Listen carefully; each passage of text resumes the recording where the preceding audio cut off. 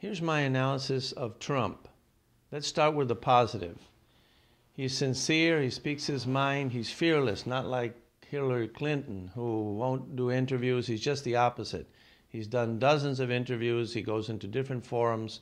That's great. He's also a successful businessman, which means he has certain virtues, certain skills, certain abilities, and he's been very successful in a difficult market, which is New York, so let's give him credit for that.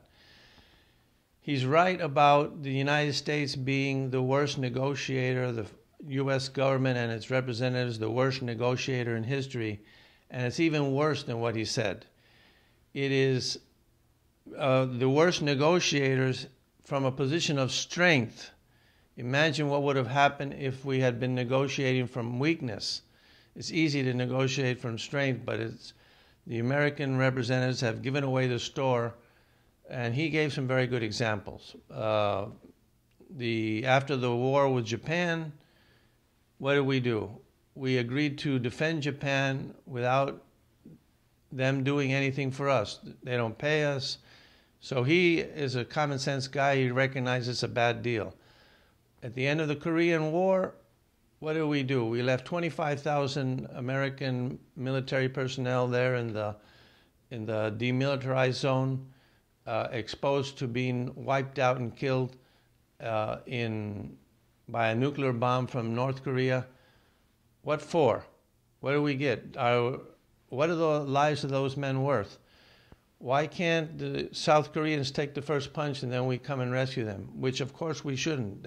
They're a big country, much stronger than North Korea, 8 times more prosperous. Let them pay for their own defense. But the U.S. negotiators, oh, they're great. They gave away the store. And one he didn't mention, which I think is important, is the Marshall Plan, where we, instead of lending money to Europe for reconstruction by private banks and U.S. enterprises and U.S. entrepreneurs, the United States government taxed the American citizens and gave away their money to Europe. And what kind of deal is that? We got nothing. Anyway, he's completely right about that. And one more thing he's right about, which is he's right about we should pursue our own self-interest. We should not engage in self-sacrifice. So we self-sacrifice to be the policeman of the world, self-sacrifice to do this charity, to this foreign aid, that other thing. That's not the proper function of the government.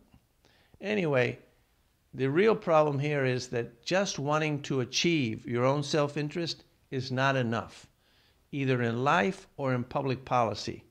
You need to have the wisdom. You need to have the principles that tell you how to pursue your self-interest long-term. So you integrate the long-term consequences of your actions so you don't have unintended consequences. So you cannot be short-range. You have to have the principles that guide you in political theory, in politics, as well as in economics. And Trump has neither. That's his main problem, really. He does not reason from principles. And he doesn't have this knowledge. He's common sense, he's logical, he thinks well on the surface. But if you want to achieve your self-interest in life, you need more than the immediate take. You need to identify the principles. It's the same thing in public policy. And you need economic wisdom. You need to understand economics. In economics, you need to understand how to incentivize production and trade. His policies of trade and immigration would do exactly the opposite.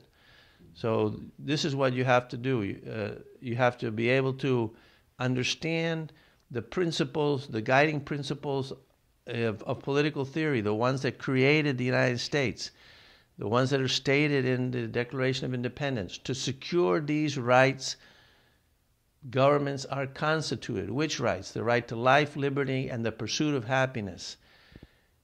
Jefferson is very clear that that is the only purpose of government. And when the government strays from that purpose, then we are abusing the citizens instead of protecting their rights.